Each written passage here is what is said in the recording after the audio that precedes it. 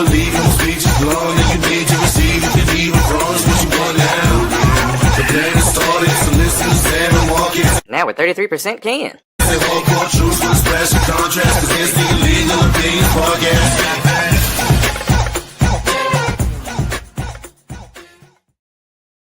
What up? Welcome to the Legal Opinions Podcast, the last place for real talk. Listen with an open mind to leave mad. The choice is yours.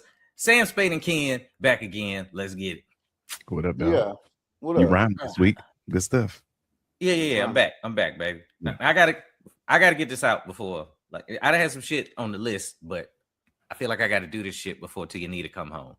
Okay. All right. It's just some. You know, you walk through, your lady be on TikTok or some shit, and just scrolling. You know, I happen to come through.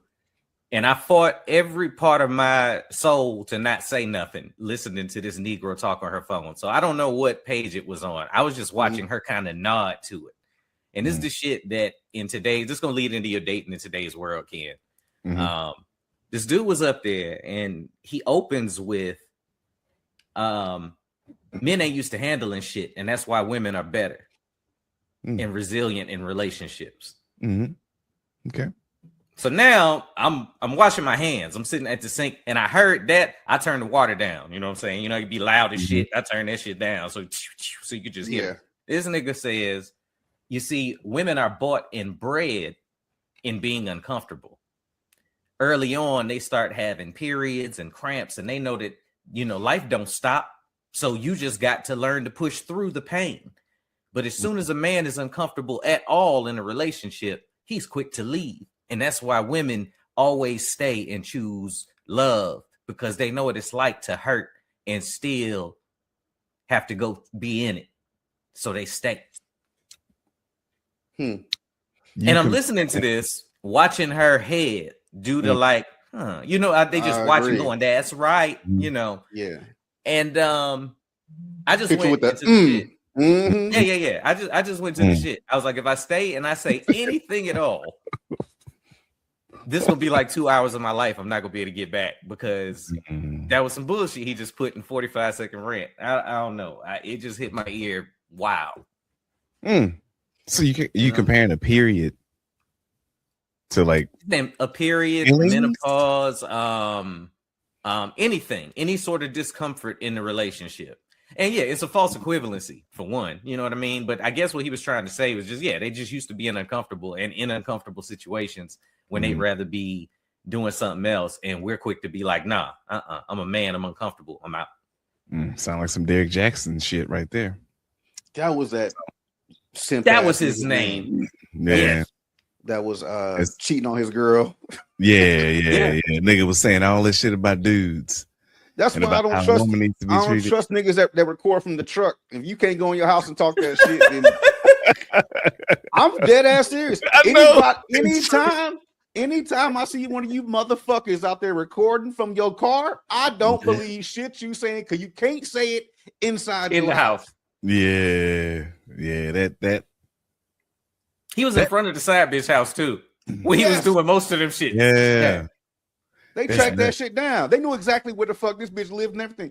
And and to me, like in my mind, it goes to, and just think about a Dave Chappelle skit. This nigga in the car talking all crazy on the phone, and then he get in the house, his wife in there. His wife like, nigga, I saw you outside on the phone again. Goddamn 25 minutes. Hey, baby's crying. Baby's crying. Yep. And you out there making little fucking shit for IG, like, nah, man, like, that's I don't fuck with that shit. Yeah, there's no way. No way. Man. I mean, people go. It's a false equivalency, like Sam was saying, because everybody goes through what they go through. Like, yes, women go through periods, but guess what, ladies? Guess what? When you was going through your period at the age of 13 or 12, guess what I was doing at 13? Running from freshman jump day in high school for my life. You ever been jump, bitch? In front of everybody? and nobody's trying to help you. Nobody helps, nigga. The crowd follows just to watch. Was it Freshman Dog Day? Is what it was called, Freshman Dog Day. So yes, I understand you woke up and it was a new situation for you. But guess what? I did too. I woke up in a situation in the 9th grade, and I'm like, Freshman Dog Day, and they like, nigga, run, and we all just running from whoever is running towards us. Life is different for men and women. Man, you know what else hurts? Getting kicked in the nuts. That hurts too. Sad. You know, but you know what? To be serious about this shit, I don't think anyone of any caliber should take relationship advice from anyone on the internet. I'm sorry. That's just my personal opinion. Because usually when you see these people giving this dating advice, they're giving this advice off of their own experiences from their own culture and from their own area of living. You know, you can't give somebody advice on some shit if you ain't never been married. I'm sorry, you can't. I know there's a lot of them out there. I ain't gonna say no names because I don't want no smoke. But there's a lot of people out there that still have not found love and still have not been married or been in a long-term relationship, might not have kids, and they're trying to tell you how to live your life and how to do how to have your relationships and so on and so forth. To me, that is the stupidest fucking advice you can get, because the only person you should be listening to is your other half or your spouse or whatever, because y'all the only two motherfuckers that's gonna fix the shit. That motherfucker on the outside fix the shit. It's gonna be the people in the house. So I've always despised when people say, "Oh, I heard such and such say this, and you should be doing this as a man, or you should be doing this as a woman." Man, fuck them. No. Yeah. It's dumb. So you tell your wife, stop looking at that shit. Tell her Ken said it. Fuck that. No. You just let that shit happen, you know. Please don't look at this episode. I don't want no smoke. I was joking. Just let that shit happen. Yeah. No, I mean, I think stop watching. I mean, there are some people. I mean, I could think of one person off the top of my head that gives good relationship advice, and that's Kev on stage. Okay. And Kev on stage, right? He's married with kids. He's married with that's kids. Different. He talks glowingly. He talks about them getting into it. That their good times, their bad times. They've been married since they was like fucking 19 or some shit. Yeah. Like, so him talking about it, but there ain't a lot of hymns out there. Like, don't get it twisted. There's yeah. He's in the 0.5% of the motherfuckers online giving advice. You know what I'm saying? Like, I saw it doesn't matter what I saw. I always see some trash, somebody talking shit about the other sex online and what's good and what's bad. And it's all like really clickbaity. And I don't think any of it is really honest. I mean, outside of like them red pill motherfuckers, like I believe that I don't know if they're doing it for clicks or not, but I wouldn't like, okay, for instance, the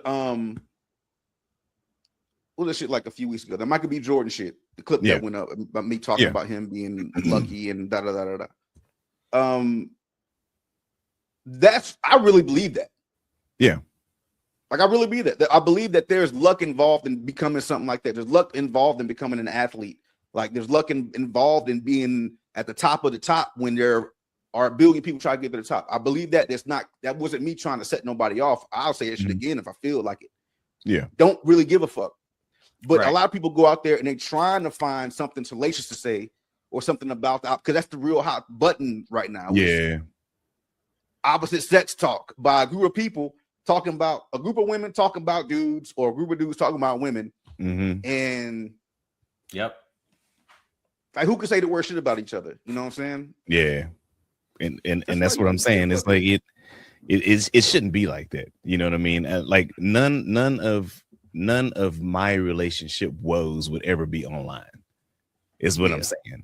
You know what I mean? But because that's not me. You know, but like Kev on stage, like you say, I respect him because he gives you, like you said, both sides of it. He give all sides of it. He'll give you all it. And if you're gonna take any guidance, I'm not gonna say advice, any guidance from anybody, that's who I would go to. Hey man, what y'all do in this situation? How do you think I could kind of navigate this? I got that.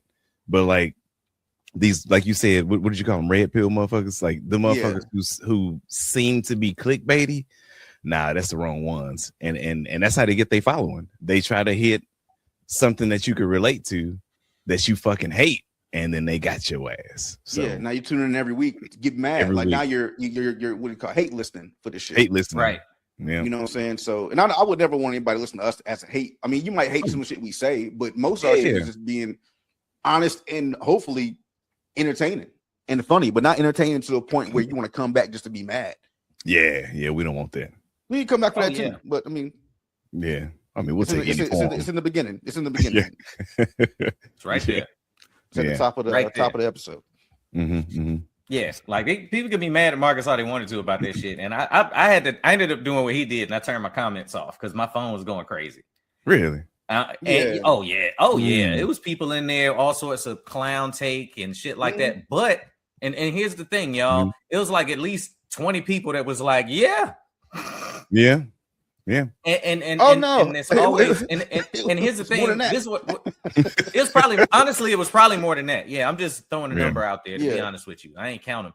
But what I did notice though is like y'all don't get there is a vast majority of people that just won't fucking say that because it's not popular to say, and they feel the same way. But you're not allowed to say shit. He's one of them black celebrities that, like, for whatever reason, you're not allowed to criticize publicly, right?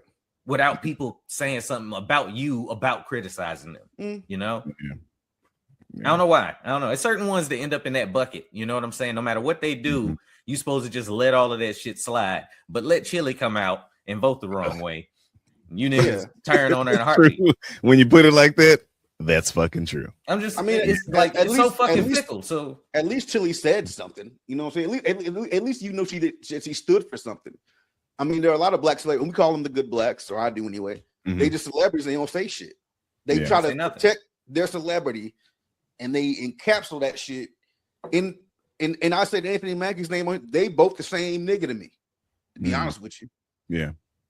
You know what I'm saying? Like, they don't say anything. They don't do anything that's gonna shatter the perception of them being, you know. And that's why I respect the Delroy Lindos and the Denzels. Like they're like, don't play with me, bro. Like I've seen Denzel put his elbow on somebody's chest. They try to hug him. Bro, don't fucking touch me. Get the fuck out of here. Yeah. I'll talk to you later. You chill out right now. The guy was like, okay, sorry. Like, I respect it.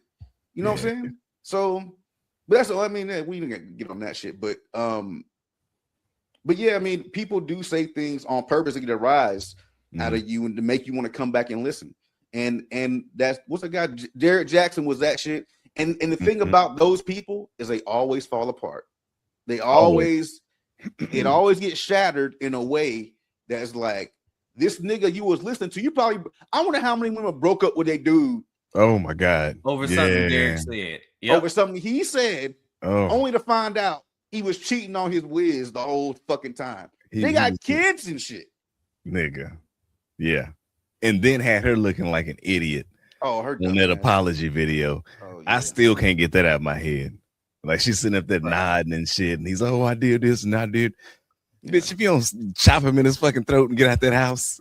No, that's why he was holding her hand so tight, nigga. I'm like, let this bitch hit me on national television. Hell no.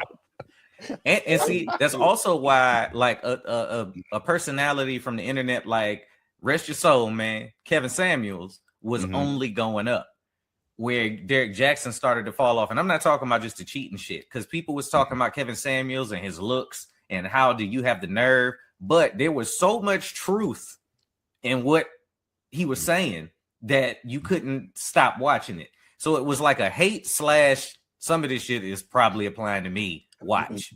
Y'all was hate enjoying his shit. Yeah. For that reason. But he gave everybody the smoke though. Yeah, everybody. That was the difference. He gave men, women, he gave everybody the smoke. But that's go ahead. I'm sorry. But mostly women called in. So that's why we got 90% women and him talking shit to them versus the 10% men, because he got he got down on some of them dudes in there, and this shit was hilarious. And men ain't gonna share their own clip of them getting fried. Them bras would go up there and get fried and then make their own clip go viral. Here's the thing. The thing about it is, and we said this before on this podcast years ago, women think that men are combative, and some of them are.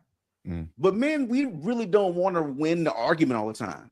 We just want to come to a situation where we both, okay, you see my side, I see yours. All right, we cool. Yeah. But women, I have to win this argument. So after we all heard that first or second dude get fried on Kevin Samuel's show, yeah, dudes is like, yeah, not calling that not shit. calling that nigga. Is my shit together? Hold on, let me see. Yep. Like, Hold let me on, call get this a haircut, nigga. I gotta get a haircut, clean up the room.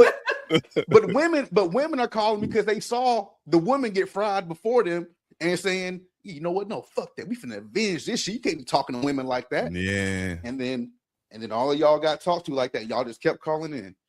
You know y'all what? did everything y'all could. Mm-hmm. Spade, it ain't even that. It ain't even that. They'll hear a female up there get fried and be like, I'm better than that bitch. Y'all have no idea how much y'all hate each other on the low. Mm-hmm. Y'all will be like, oh, I ain't nothing like her. I hear what he telling her. Yeah, that bitch need to get her shit together. Let me call because I'm worth it. I'm the prize. Mm-hmm. Right. Mm-hmm. And then you call and get an answer about your financial situation. Yeah. And then or you look like a running back or some shit. Now you mad. look like you hit the A gap like a motherfucker.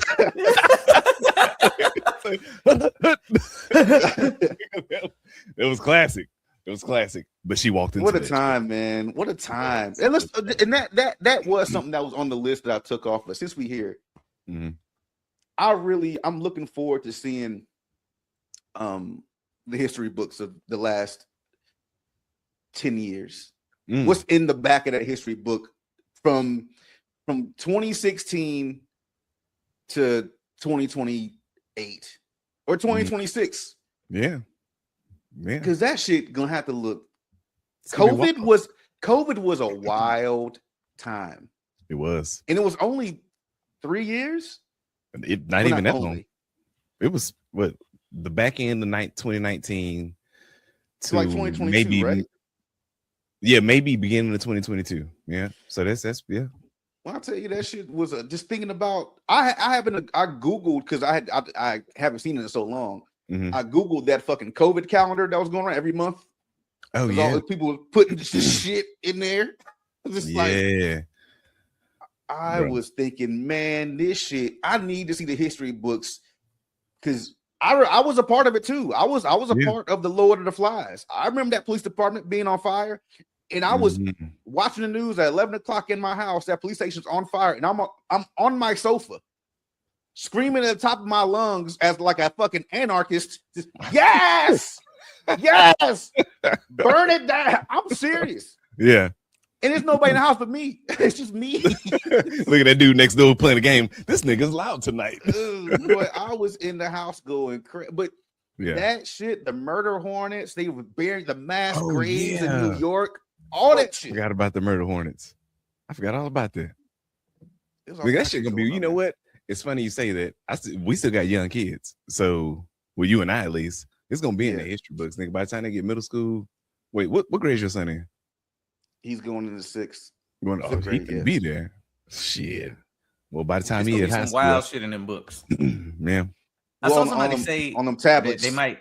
Yeah. Will they like in? I think they said in 50 years will people study this administration like they studied Hitler? Yeah, probably. Because of the simple fact that all the crazy shit, like this is the wildest shit I've ever seen in my life. Like as far as politics. And I say that because as I've mentioned probably several times before, I never paid attention to politics until this nigga.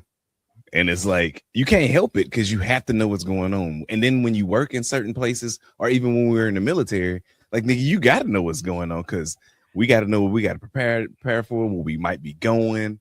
So I can only imagine what motherfuckers in uniform are thinking right now, or even motherfuckers who ain't never been in uniform.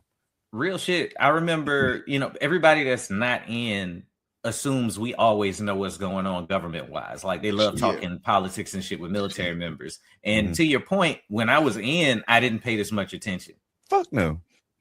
And I was younger, but I was in it and we was getting sent places. And I'd be like, oh yeah, what's going on over there that we got to deploy for? It was more of a reactionary thing because it was like, I'm fucking here. So it don't, I was like, what's that per diem look like? That was me. I ain't giving about nothing else. I was like, what's that money looking like? How long I got to be there before I get a day? God damn it. Yeah. Yep. That's what I was worried about. That's that Qatar shit. That motherfucker $5 a day. Some bullshit, nigga. It was got to be more now. I hope so. You couldn't even get a whole pizza at Pizza Hut. On that it was $3.50 at that time. Like when we were going, it was $3.50 a day for a personal pan. For a personal pan pizza. No. The per diem was $3.50. Oh, you're right. Yeah, that personal pan might have been $5. Yeah, $5. Yes. Cheese only, nigga. Cheese only, nigga. The non-pork pepperoni and shit. That shit was tough. But that Camel, we used to bust some hoes down too, boy. Nigga, you ain't even lying, nigga. I don't even know where that Subway meat came from. I don't never remember seeing them pull out. You don't care about that? I didn't care. You were so hot and tired and dirty. You didn't care. You just wanted something familiar. Yeah, that's it. I don't care what's in here. Niggas was feeding us camel ankle and shit. Nigga, who cares? It said rooster meat. just put some mayonnaise and mustard on that bitch and cut that whole in half and give it to me, nigga. I don't give a fuck.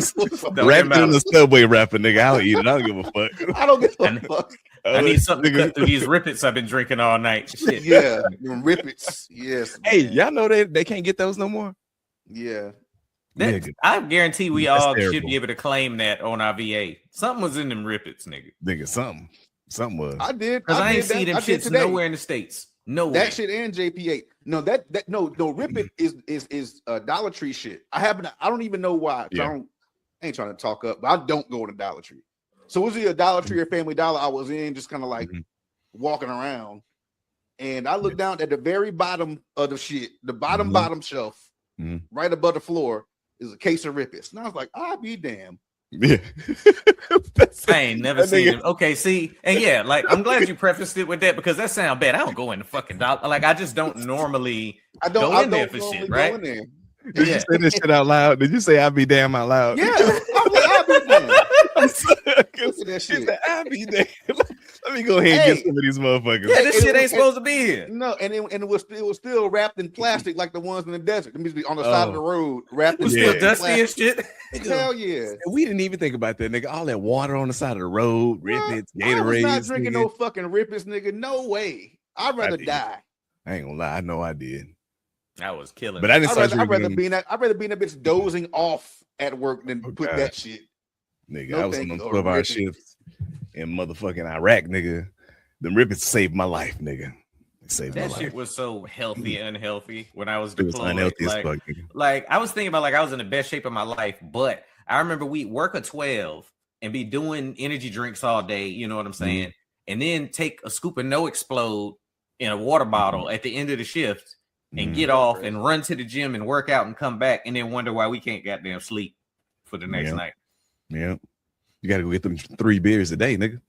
That's where you fucked up. You forgot the rotation. You got to do all that and then 3 beers. Oh, and then you got to and somebody else's that don't drink. Like you come on out and that too. It's your birthday, but give them you wasting rations. Yep.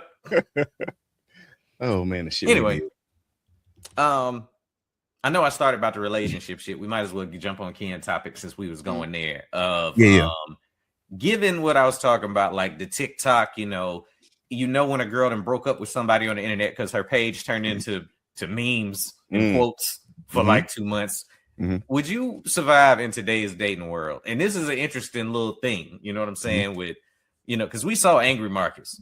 Remember I hate bitches, Marcus. I never said I hate bitches. No, you ain't had to say it, nigga. You ain't had to say it at all. I didn't want to live with no bitches. Yeah. Y'all can come over, but you can't stay, goddamn. Go back. I'm so glad that we figured it out. Like I stuck a toe back in that pond when we was going through our shit, and motherfuckers has got issues. COVID fucked people up, I think, between that and just the way that we have to interact now. 90% of our interactions is, did you already do it on the computer? All right, bet. Here go your bag. Like for food and everything. So ain't really a lot of the like, oh shit, let me go holler at Shorty without somebody being like, why are you talking to me? Yeah, we're weird now.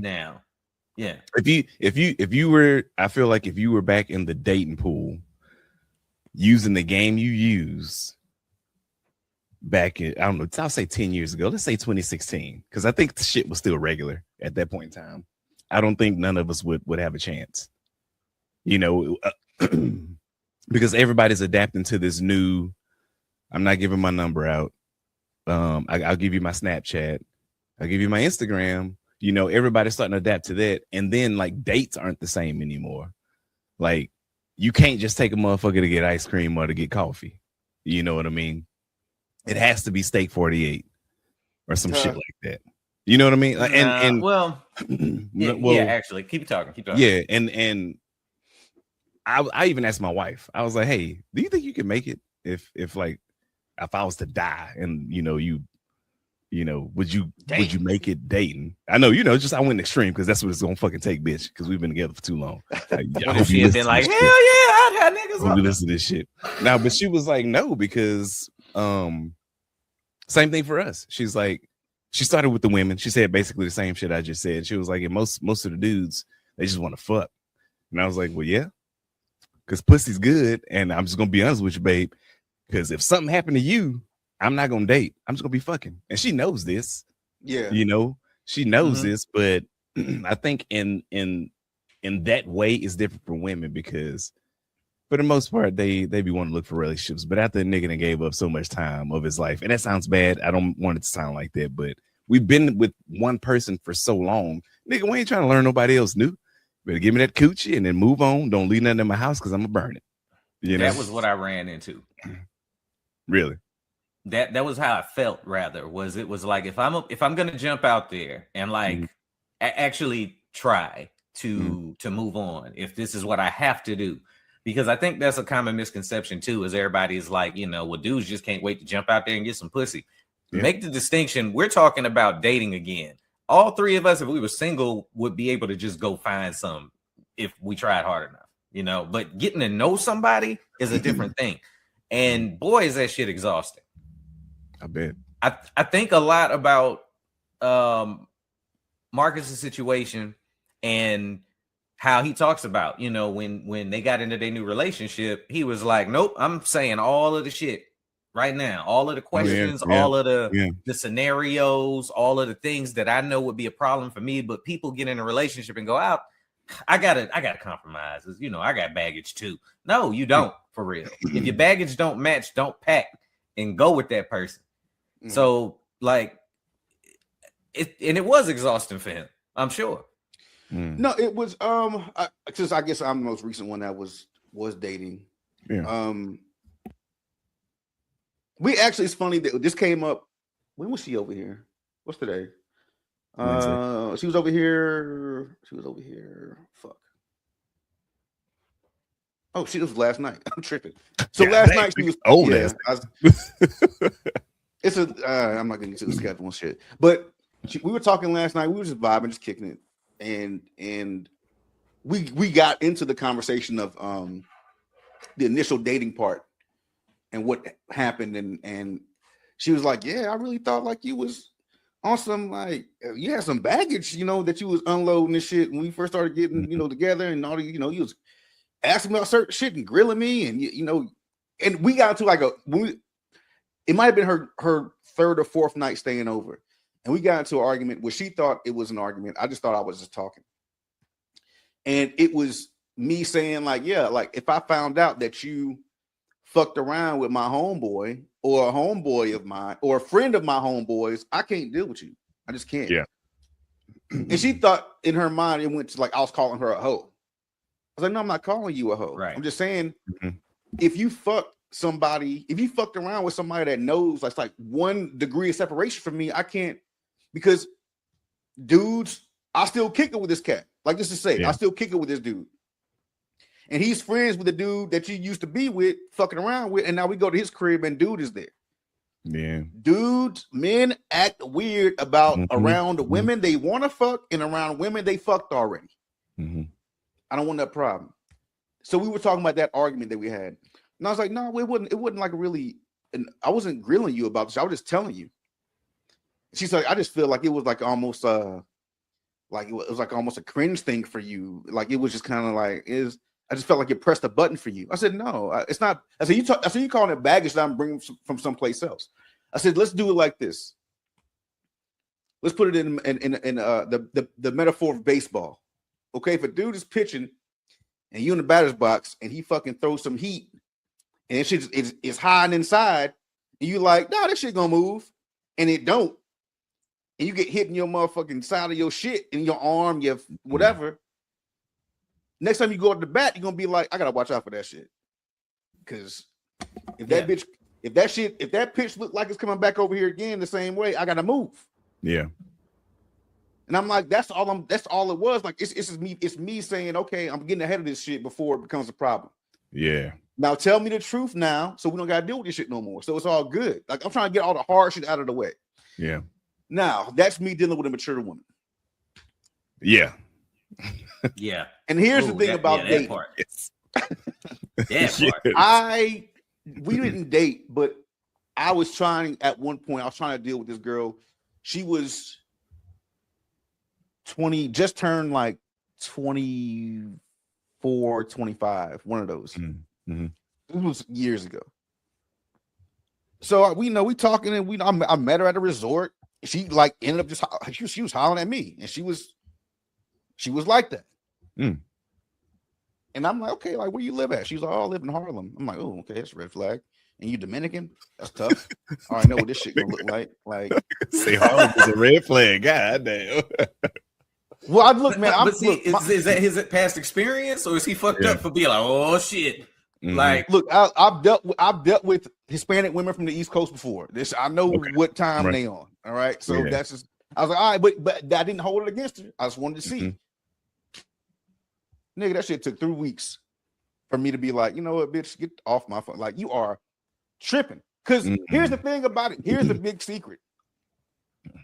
Yes, these young hoes is energetic, and they are fine, and they spunky and all that shit. But guess what?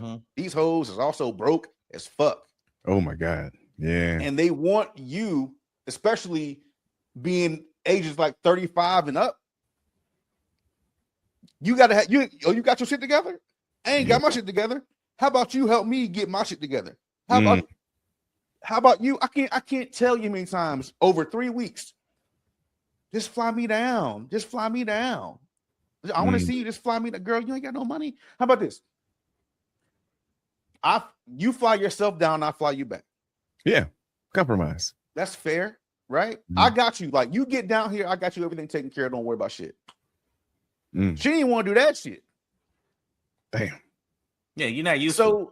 So when you're dealing with these younger women that ain't got nothing, and they on their phone, looking at IG all day, looking at fucking TikTok all day, looking at all these influencers and shit, these women on these balconies of these,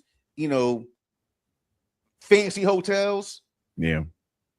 Oh, I was in Dubai. Oh, I was in Greece. Oh, I was in wherever. Yeah. You think they pay for that shit? No, they out there getting fucked. There ain't no fucking look. There is no. What they getting done? What they getting?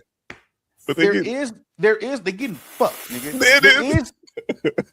They getting fucked. There is no woman the age of 28 like, yeah, I've been out in Dubai for a fucking week just kicking it. Here's my story. Yeah.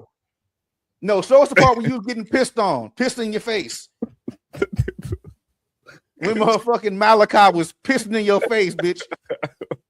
For fucking 20. Could you imagine if it was the other way around? If it was a dude in that position, like he found him a sugar mom or some shit, and that's what she wanted to do, piss on him. Could you do it? Niggas would laugh you out of the. Don't tell nobody. Don't tell nobody. Nobody. She pegging me, dog. What? Right. They'll do that shit. You ever see, like, you get on the internet, you'll see a chick on vacation by her goddamn self. Yeah. That is some, and like, yeah, and I ain't talking about the ones that there's a dude in the background taking the pictures. Like, I'm by myself. I'm a free woman. I'm on vacation, and every woman jumping in. That's right, girl. Live your life.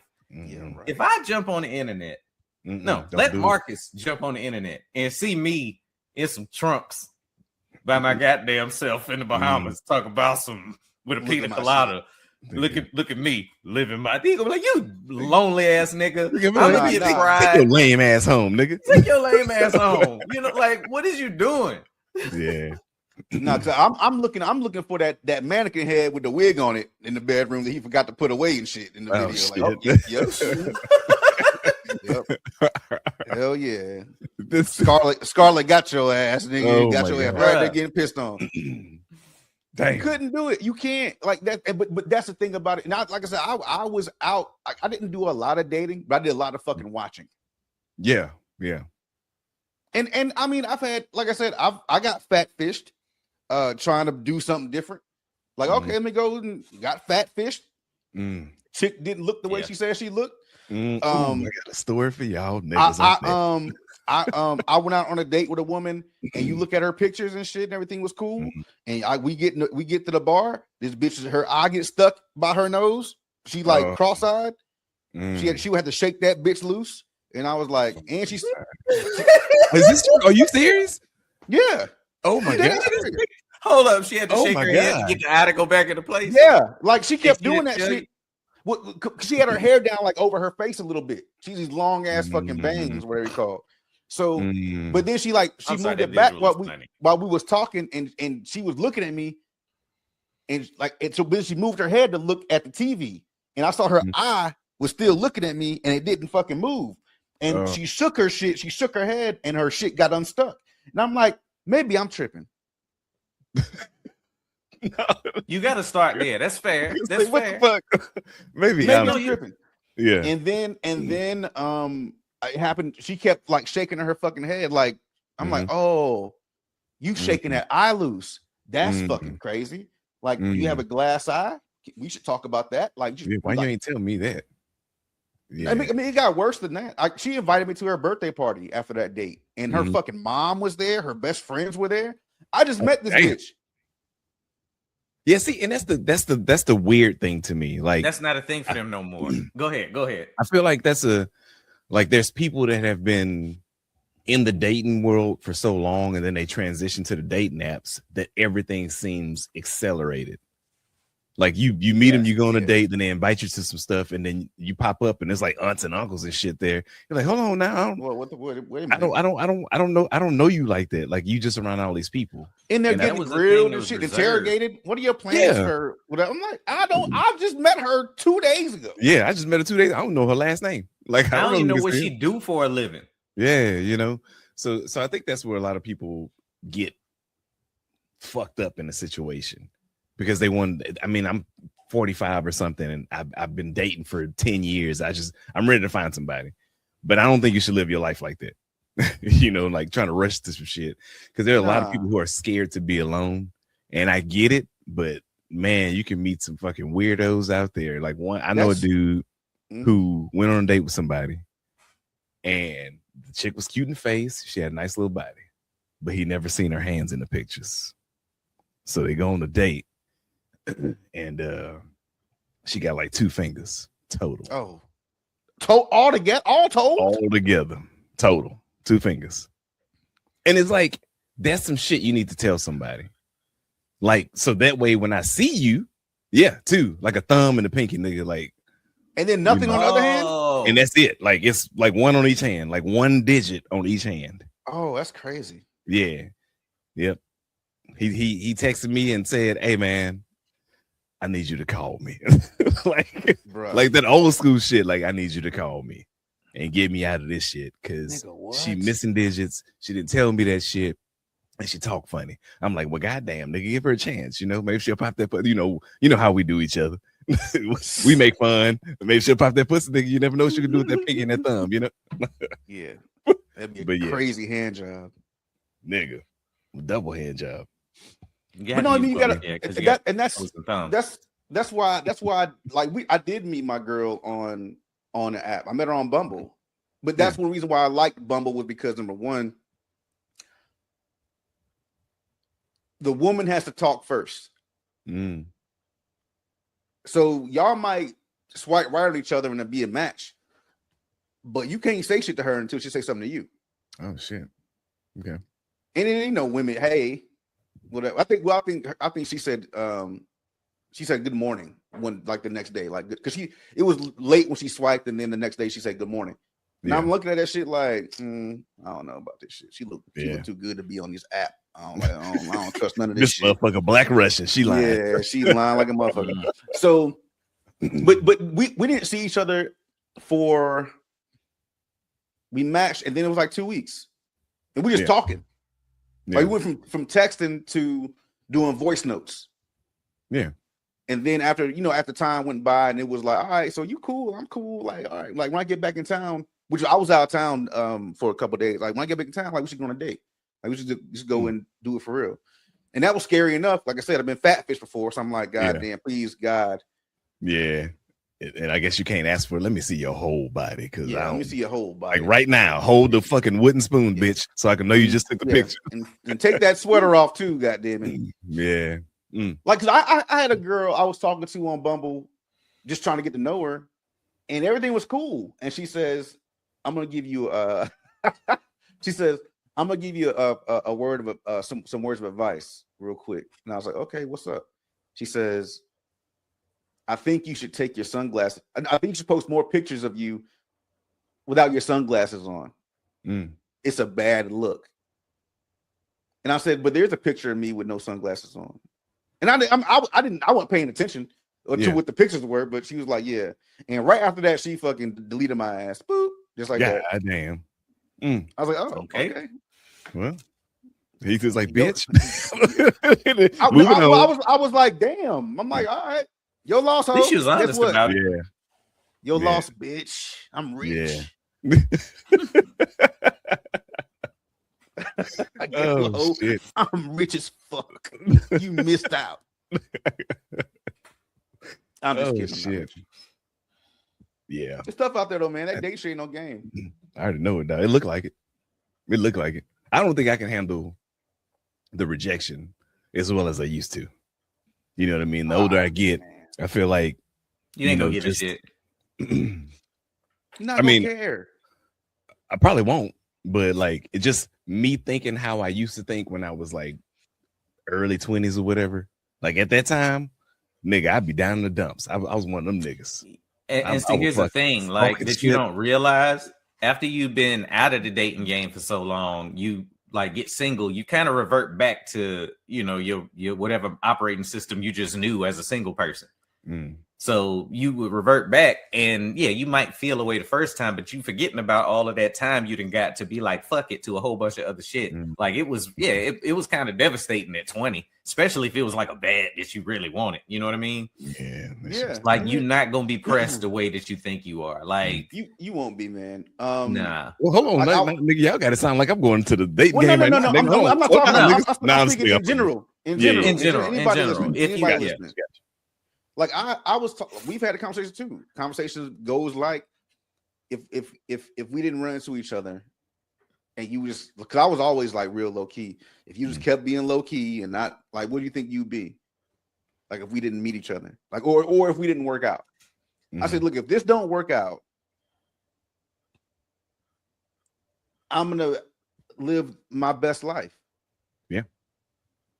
And I said, and I don't mean like you not being in my life makes it my best life. I said, but I was like, do you know how much?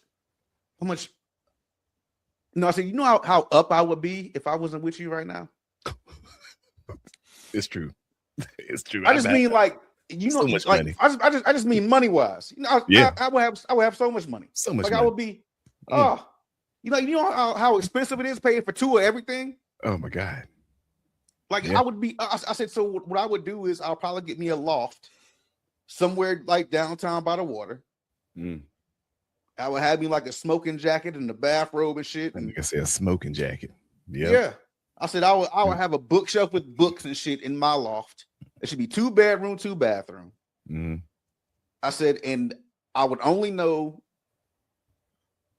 the women of the night that I call for the girlfriend experience. GFE. Yeah. I would be like, hey Tracy, you know what day it is. You coming through? Yep, Tuesday. Bring it on. Yeah, what you want something to eat? Yeah, go and stop over and get that at that Mexican spot we like. It'll be ready when you get there. The Mexican spot we like, because I paid you to like it. You gonna like it today. Yeah. Like, look, like so go ahead. I tell you to like include. Go ahead. You know what I'm saying? Go ahead and do what you gotta do. Come through. You know what time it is. Yeah. You know, on some no headache shit. No headache shit. Take this $600, lickety split. Bye. Yeah. Next week, same bat time. Yep. For real. That sounds good. It sounds good. You're not gonna want to give them dick as much either. Like, I can think of like if God forbid we really split tomorrow, is 2 women on the planet that I would want to give dick to. And that's not, I'm not saying that it ain't more as you would meet them being single and whatnot, but your standards is different now. You've been married a long time. Yeah. So like a lot of the little stupid shit that as a single person, you'd be like, fuck it, I'm still trying to get this. You gonna shut down way faster, bro. Way faster and be like, oh, this bitch trifling. Goddamn. You might go in there and just see dishes in her sink and be like, oh yeah, I see what type of time you want. Like little shit that ain't got nothing to do with fucking. No. That you weren't thinking about before. I pull up in your driveway and you got all stains on your shit. I'm fucked up right there in the driveway. Damn. Yep. Yeah. Or stains in the driveway. Yeah. You know she a nurse with an Altima. Yeah. Then you'll take care of your goddamn car. Take care of your fucking car. Most women don't. Had me paying for that shit. But no, I'm on the market shit. You see them slick ass fucking NASCAR tires? Yeah. That's one thing that with the chick that fat fished me, went to her crib, and the weight was definitely a problem. But to get in that crib and see, she had, like, I ain't even lying, dog. She had 2 forks, a spoon, a couple of like butter knives, and a butcher knife. And it wasn't even like a butcher knife. It was like that plastic shit, that fucking what do they call it? A silicone, whatever, that hard rubber knife. Yeah. A hard rubber knife. Oh. Yeah. I was like, oh damn. Owning one knife is diabolical. She didn't have no lights in her house. She had a I swear to God, she had no lamps in her house, and she had these. It was like had these Christmas lights, like the white joints. Yeah. And she had a string of them bitches, and she would take the bitches from one room to the next, unplug it in the bedroom. Nigga, I swear to God, I swear on my life, bro. Bro, are we old? Like, bitch, you ain't got no lamps in this bitch. Like, what? Yeah. So when she was done in the bedroom, she'd unplug the lights and bring them into the living room, plug them bitches back in. She couldn't just and she wouldn't even string them out. It would just still be in like a little fucking ball. Oh my gosh, she was lazy too. That's the brokest shit ever. Oh, look. That's some broke nigga shit. She didn't even untangle them bitches, dog. I swear to God. Oh my God. I was like, yo, I gotta get the fuck out of here. Did you have to travel far for this shit? I hope not. Nah. Oh my God. I won't say where. I won't say where. Don't say where. But God damn. Nigga, I called my homeboy. Nigga, I ran out of her house. A bundle of Christmas lights. Oh man. Because she was trying to fuck. And I was like, yeah. No, thank you. So I just got I really did get like as drunk as I could. Mm-hmm. So I went and bought a handle. No.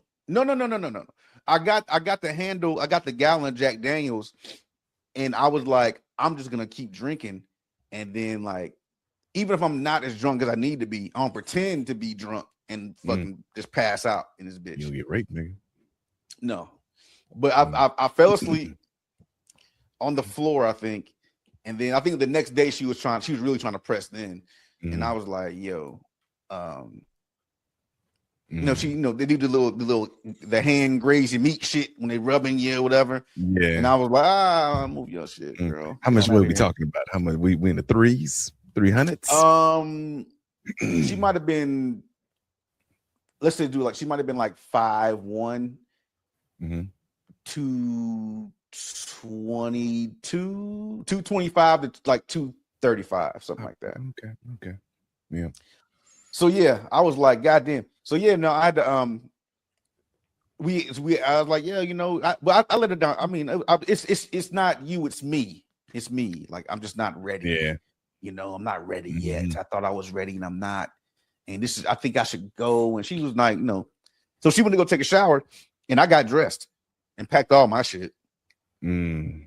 Called her Uber and everything. Called her Uber. Damn, dog. She as soon as she walked out, and I heard the water cut off. I was like, yeah, I'm gonna call the Uber now. Boom. Boom. Mm-hmm. 12 minutes, you out. All right, cool. She come back in the room, 5 minutes left. You dressed already? What's going on? Yeah, I got I had no idea where the fuck I was going. I just knew. I'm serious. Like I had the so Uber. Scary, dog. It's so scary. The Uber ride was from her place to the airport. I had no ticket to go nowhere. Oh my god! I just knew I had to get the fuck out of there. Man, so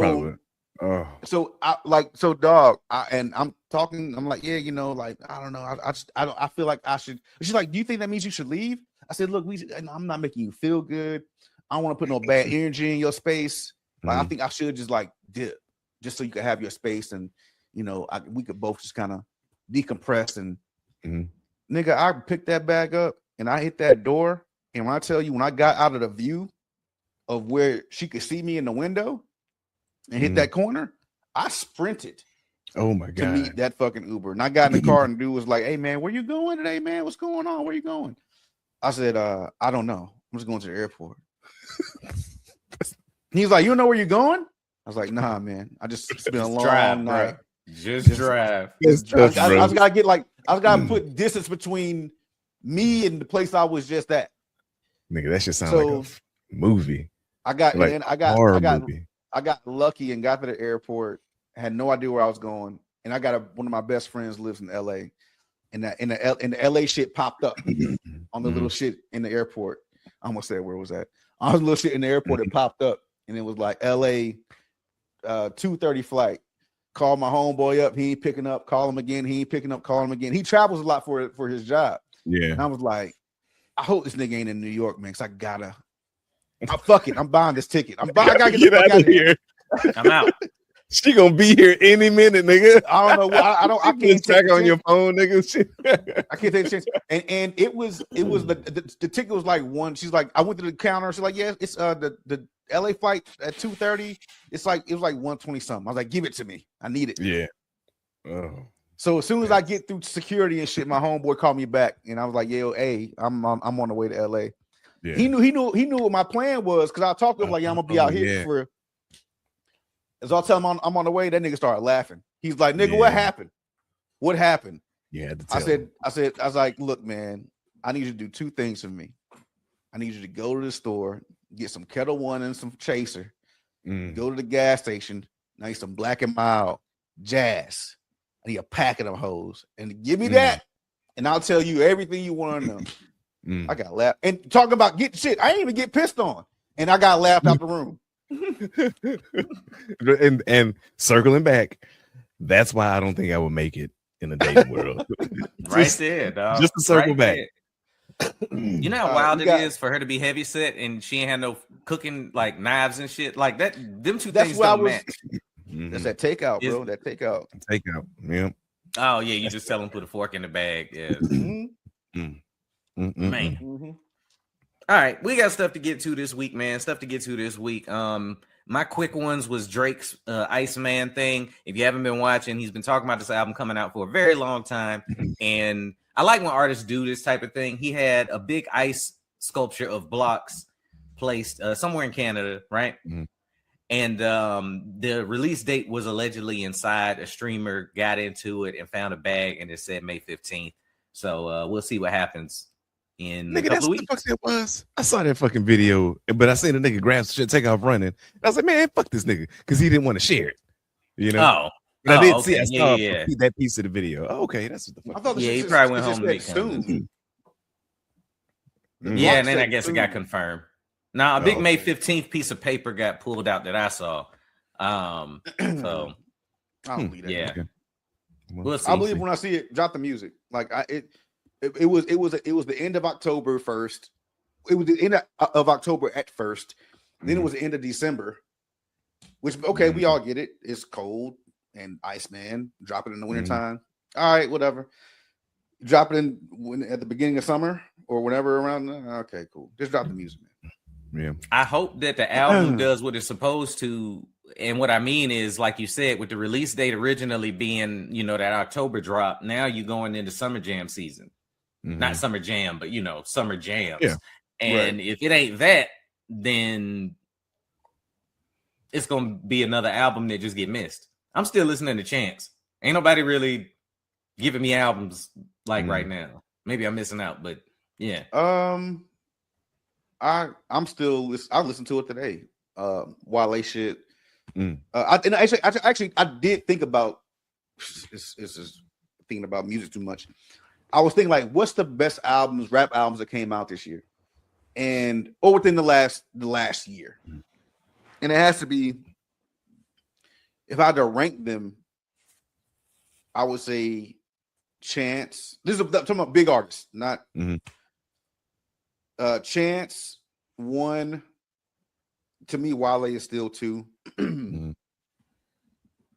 Only because of it ain't because of the vibe, only because of the rapping ability that Chance is shown on that album is fucking stupid. Wale is still 2. The Clips 3, Jid 4, and J. Cole is 5. Okay. Which is odd to say because I think a lot of people there was a conversation, I can't remember where I heard it. But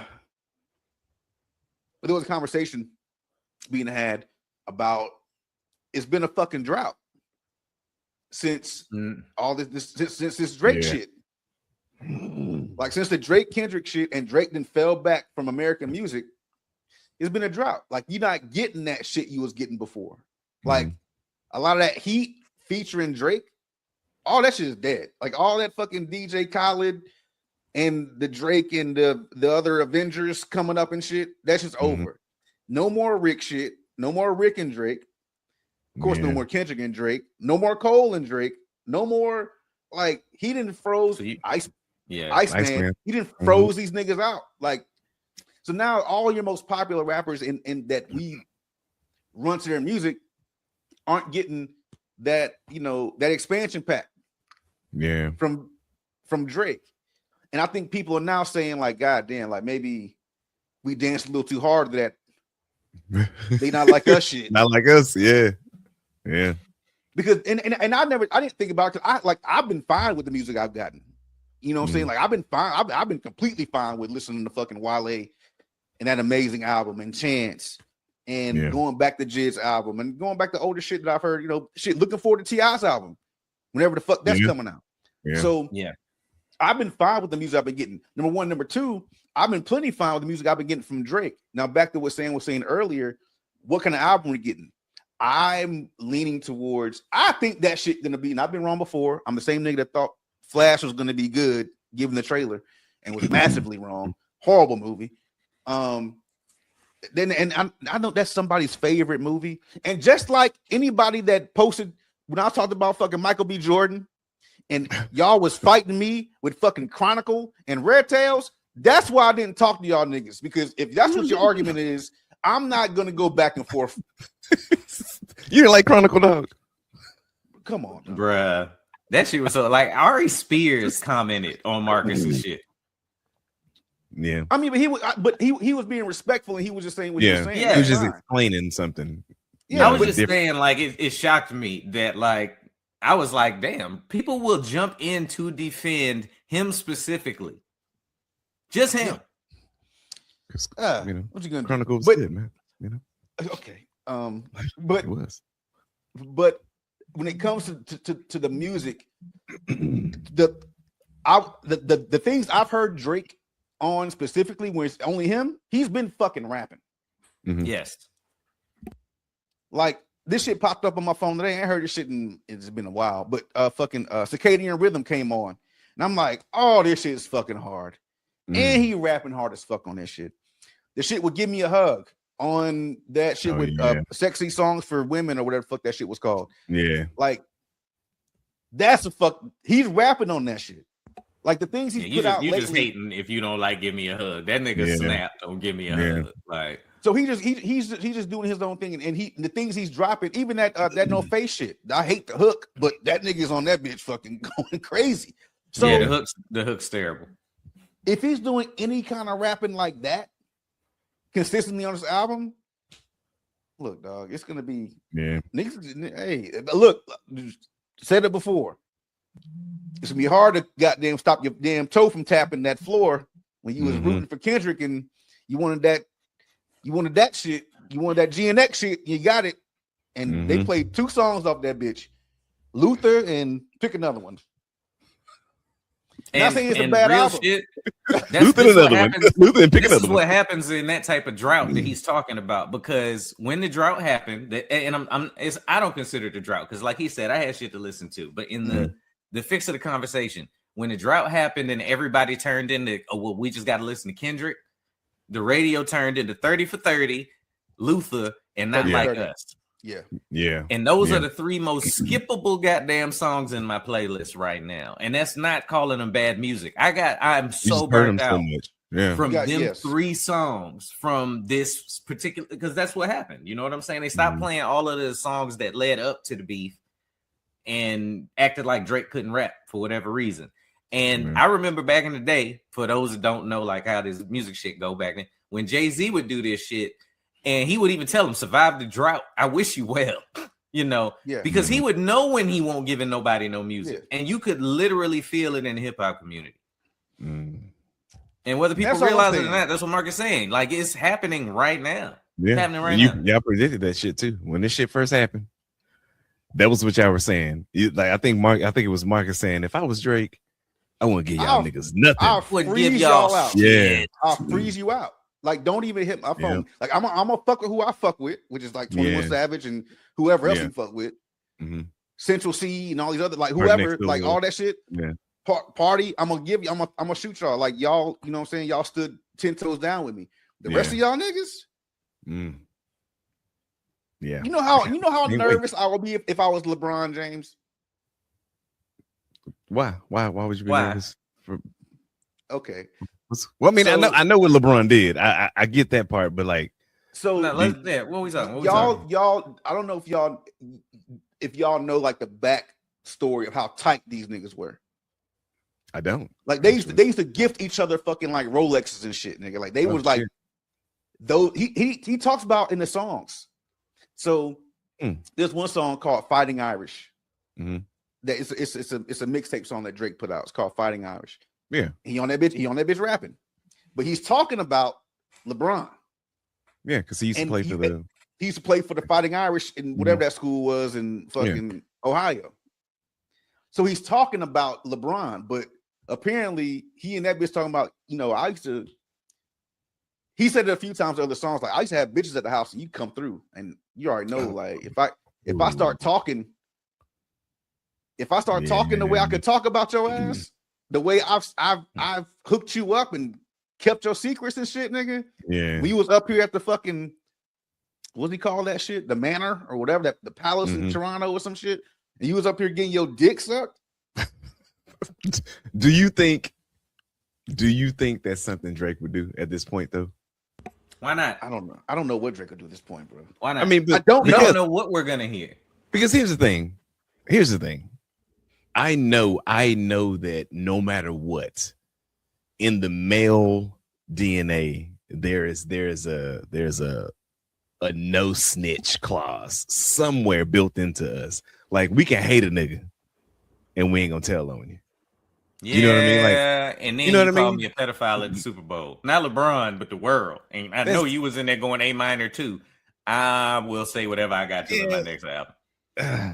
At the pop up, you up there dancing and shit with these niggas? Yeah. I get that. But I just feel like I feel like that will be another reason for everybody to dive on Drake and be like, see, it's always the light skinned niggas.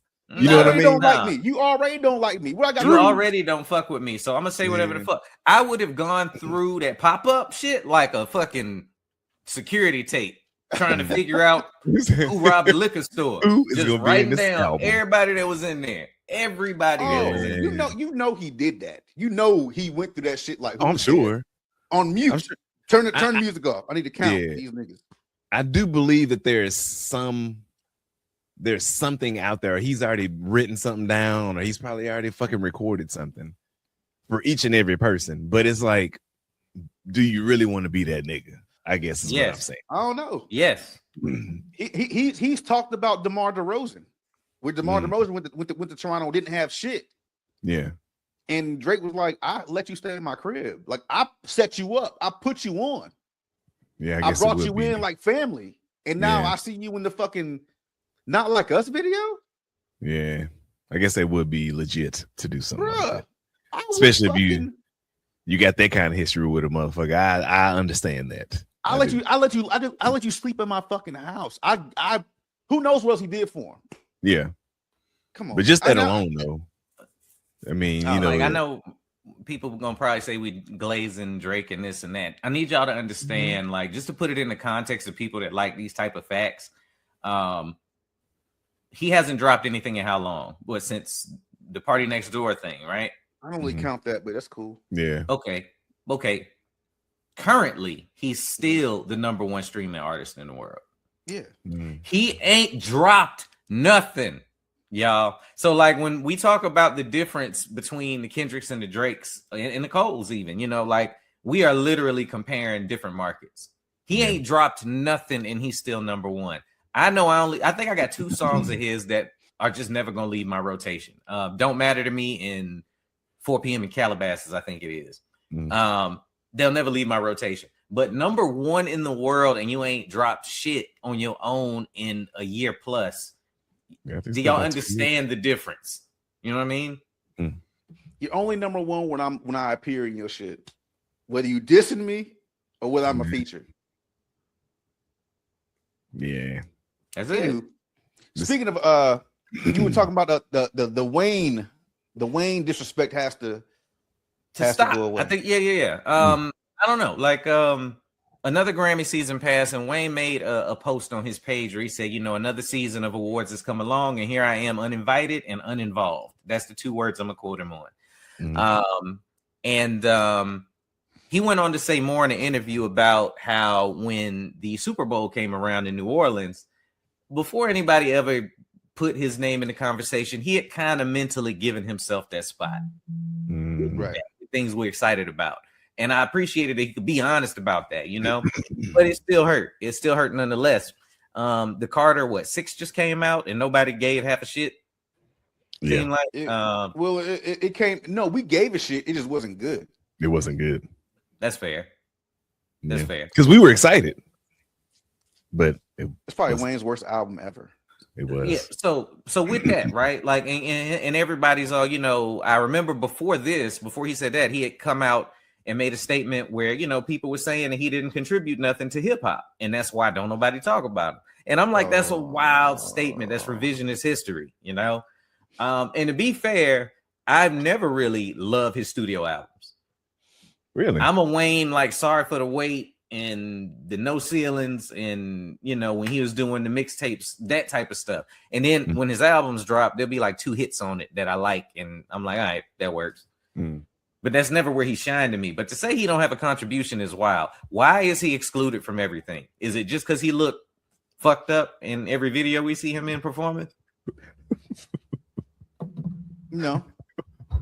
What do you mean fucked up? Like, huh? Well, he always slurring. Yeah, you know, like, I would never pay for a Lil Wayne concert ticket, even though I'm a big fan of his. I feel because there's nothing happening but him and there's 10 other niggas up there drinking lean, mumbling a milli. Yeah, wow, like it's not gonna be good. That might be. I wouldn't discount that at all. It could be we're watching you. We're actively watching you on television not do good performances. If you want to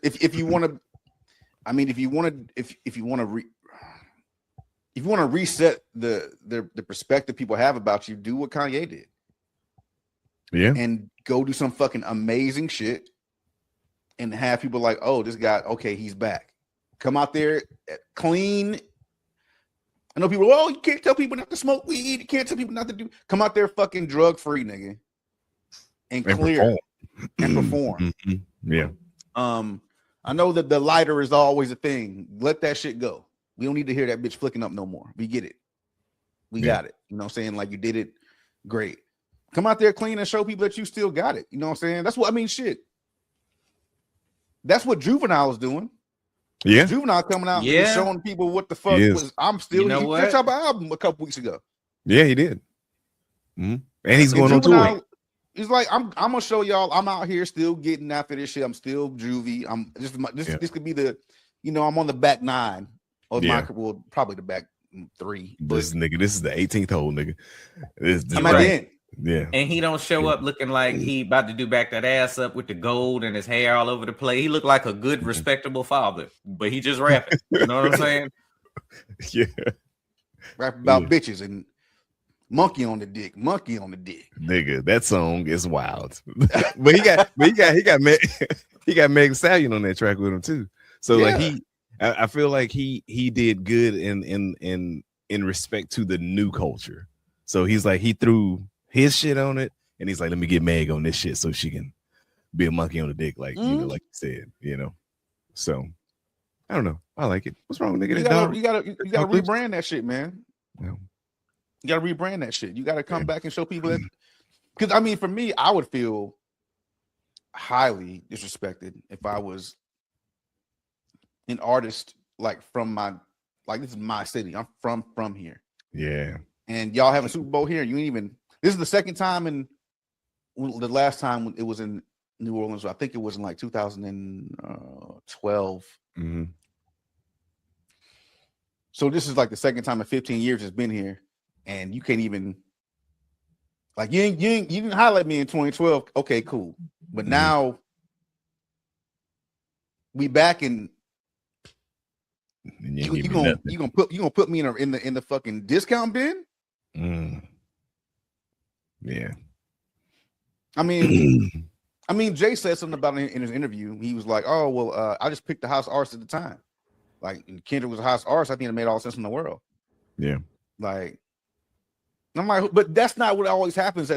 You doing that shit to put you're trying to put a veil, because it's very rarely the hottest artist in the world is doing the fucking Super Bowl. Right. Yeah, it's usually they're bringing somebody back from the ashes. Or you're doing a large act, but it ain't the act, right? Yeah.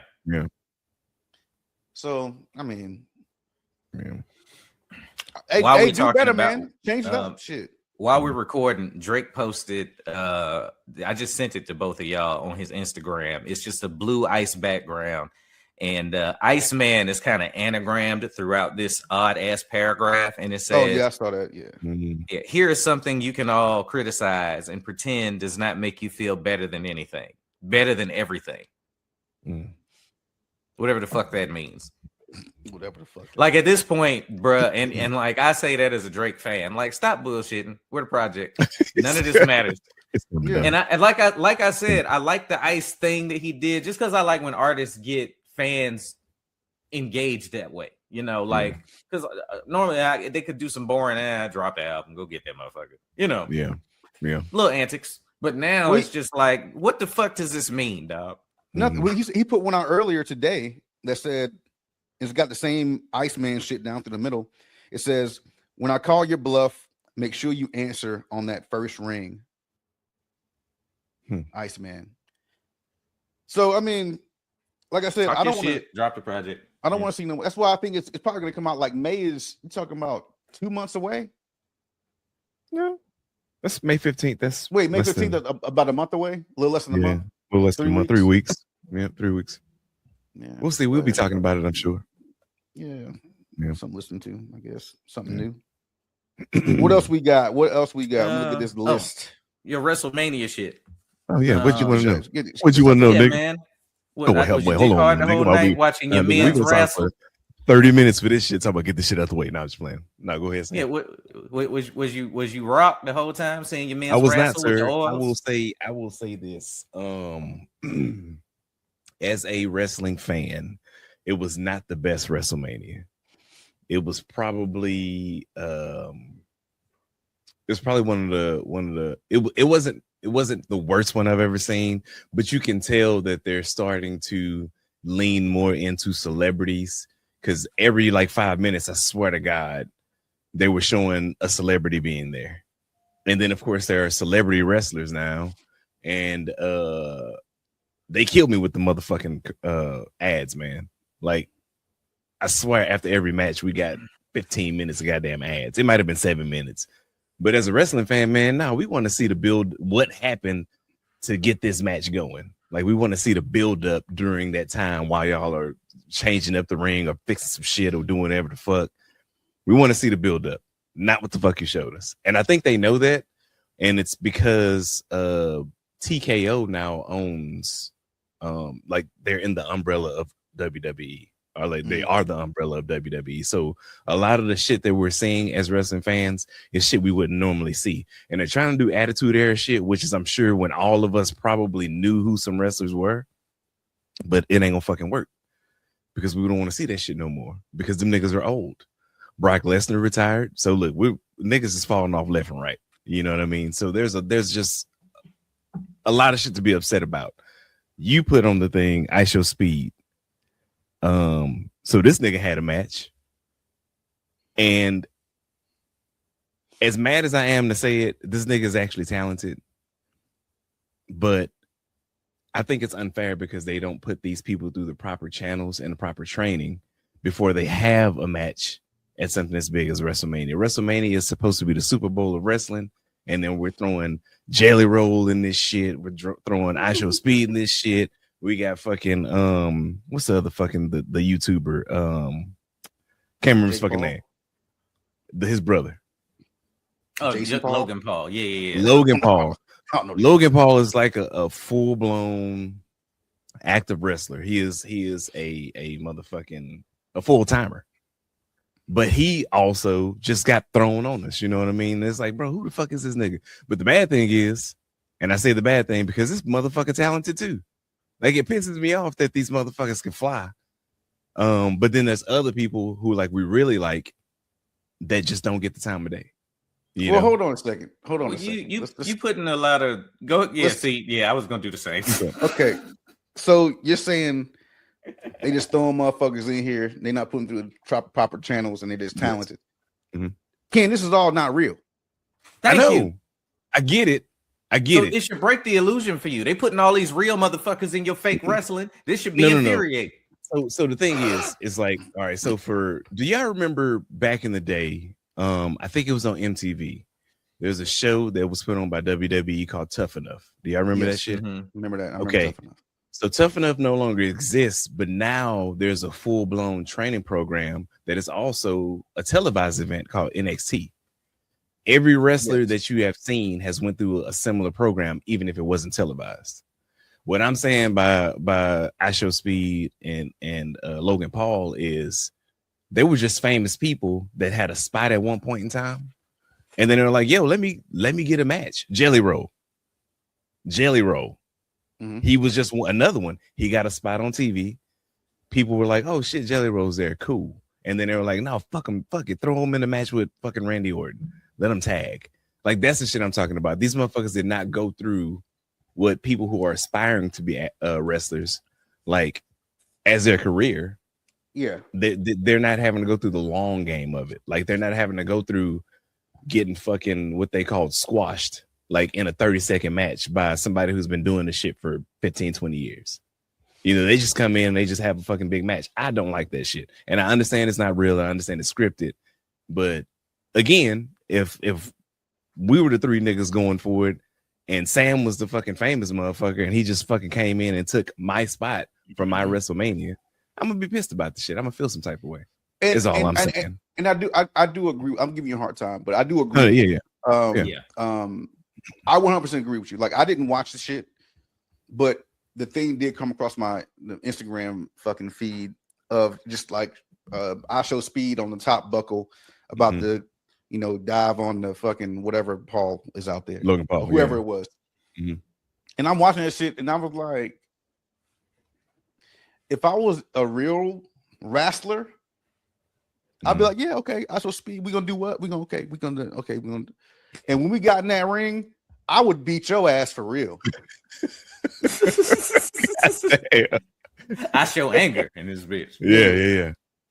Like, I would beat your ass for real. Like, you thinking you're gonna be, the streamer coming on and I Show Speed, you're gonna run down in the ring. I'm going to do all that shit you want to do. Go to the crowd on the top of give me, yes, all that shit. nigga. As soon as they hit that bell and we got that that initial wrestler grab that motherfuckers do, hand behind the neck and shit. Yeah, I'm gonna show you how strong I am for real. And when I tell you, I'm not gonna like let up on this body slam I put your ass through. I'm gonna put all my body weight on you for real. Damn. Yeah, and wrestling today. How I mean, I understand that they're contractually obligated to do what they're told, but it's like, how do you not slip up? You know, and I'm putting slip up in quotations. Like, how do you not open hand slap a motherfucker for real? Yeah, you want to come over here and get a tour of what we doing, I'm gonna fucking give it to you. Yeah, you know, because there's let me see, there was probably a handful of like people who have been wrestling for 15 years in this WrestleMania, and this was their first WrestleMania. 15 years in the business, 20 years in the business, and then you got IShowSpeed, and he's already in the WrestleMania. Yeah, fame. This nigga ain't even wrestled 3 months. You know, so it's shit like that will piss me off. So, why do you think you're seeing all them advertisements? They got to pay for the speed, dude. They got to pay for all of these people, bro. Like, and that's what I was gonna bring it up. I put IShowSpeed just so I remember. You done already made most of my points. It ain't for you no more. Unfortunately, it's not for you anymore. And it's a corporate machine. They go, who are people gonna tune in to watch? And them ratings ain't gonna matter to anybody that's just been trying for 15 years and they ain't putting no money in their pockets. Two, this year's was in Las Vegas, right? Yep. We talked on the podcast about F1 being out there and how it affects the revenue stream of the Las Vegas Strip to all of those businesses that can't get foot traffic and things for that time, because Las Vegas is moving into catering to whales, basically. That is happening with WrestleMania. They already talked about keeping it there for the same amenities and hotels and being able to block shit off. So realistically, they're trying to get rid of the casual I grew up a wrestling fan and cater to these people that's gonna pay $2,000, $5,000 for a ticket. Well, no. Now they're catering to the casuals. I think it's the opposite. They're catering to the casuals and getting rid of the real fans, like getting rid of the Kens who don't give a fuck who IShowSpeed is and who don't give a fuck about who Logan Paul is or Jelly Roll Wrestling or anybody else. They're bringing in the casuals because the casuals are the people that are looking for fucking IShowSpeed to be there. That's the casual fan who's only watching WrestleMania because IShowSpeed is gonna fucking make it exactly. Maybe I should have said traditional fans when I said that. Like, fans like Ken are being outmoded, is what I mean. Yes. Nigga, IShowSpeed, nigga. I will show you a hospital tonight, nigga. Bow. And nigga, you said 2,000, 3,000, 5,000 for the tickets. Shit, I wish. I would have been there. I don't know how much they are. Nigga, I looked just out of curiosity. I look every year out of curiosity, and the cheapest one I saw, and I like sitting within the first 3 rows, $17,000, my nigga. 17,000. That's for both nights, which don't make it no fucking better. The most I've ever spent on a wrestling ticket to go to a live event was $300 per person. That is the most. Ramp and ringside, nigga. I'm in the corner, slapping 5. And that's what I was saying before about how, you know, things are becoming more of an exclusive thing that you had to be able to afford. Like this, going to shows, concerts, wrestling matches, football games, shit's fucking becoming a luxury. Fuck yeah. And if you can't afford it, then you can't go watch it on TV, which I'm fine with watching on TV. I don't like sitting in traffic with y'all niggas, no way. Yeah. So, but I mean, you talking about tickets? I just remembered. I thought I was out of the woods with this shit yesterday. Nope. But you going? You going? I thought the shit was canceled. No, it's never gonna get canceled, nigga. Nah. You talking about Usher and Chris Brown? No, that shit was going. There was trending yesterday that they had canceled it because there was some unforeseen circumstances that it's. And I thought it had something to do with Live Nation getting sued because Live Nation is going through this thing with Ticketmaster. Well, Ticketmaster and Live Nation are going through a process where they're getting put through the legal ramifications of their partnership as a monopoly. So I thought that's why they were canceling this shit, because I believe the show is being put on by Live Nation. So we sitting over here yesterday, and I was like, "Oh shit!" I read today that they canceled that Chris Brown and Usher shit, and she was like, "Nuh-uh." I was like, "No, where my phone at?" pulled it up and shit. Boom, it's right there. Mm-hmm.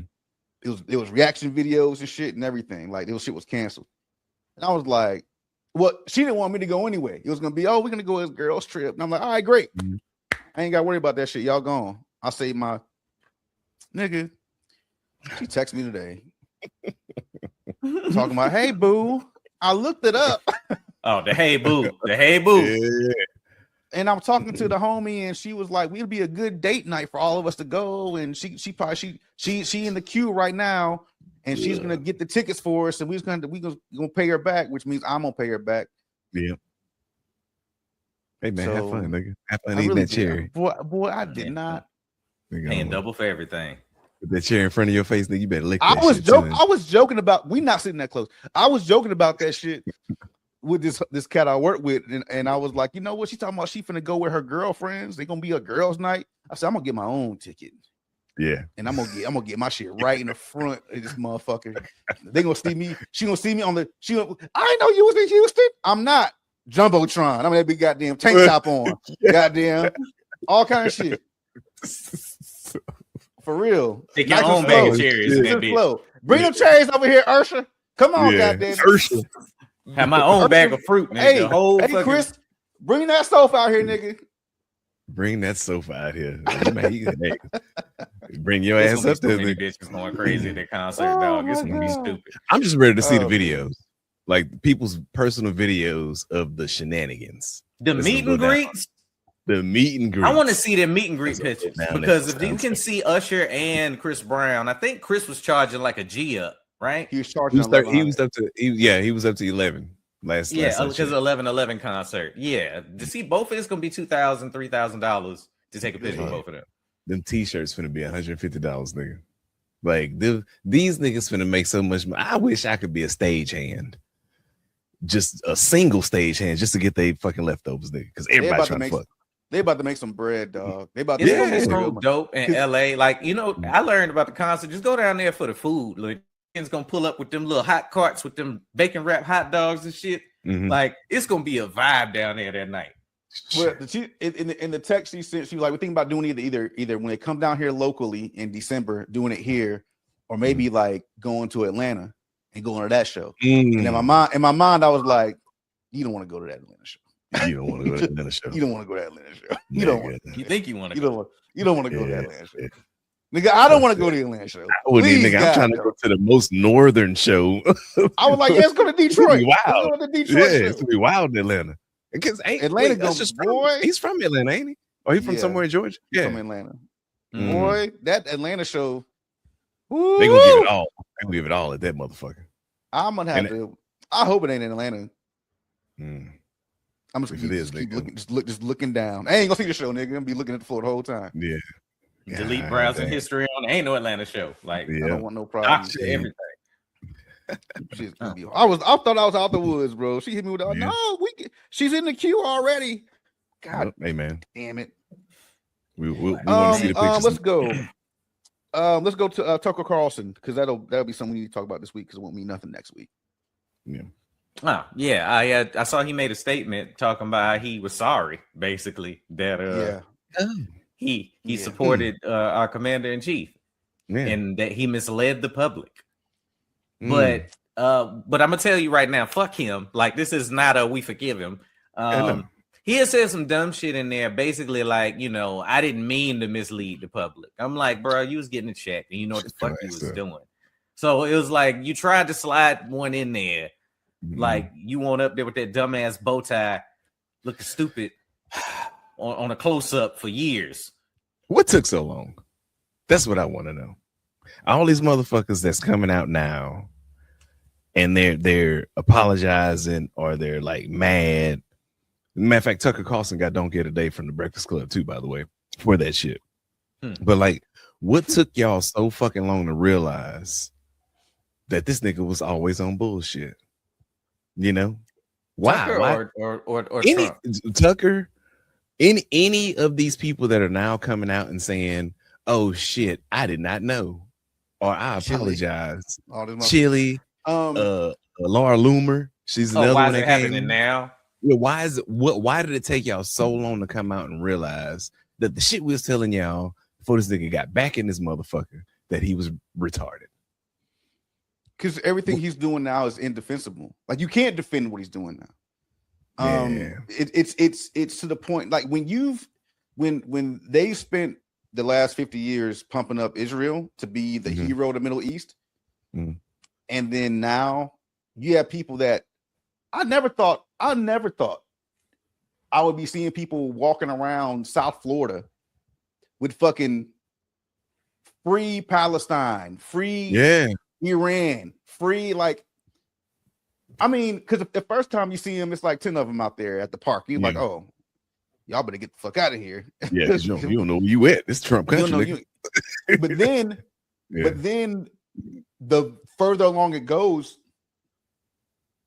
and the more support they get, and now you got people like you can't even defend Israel right now.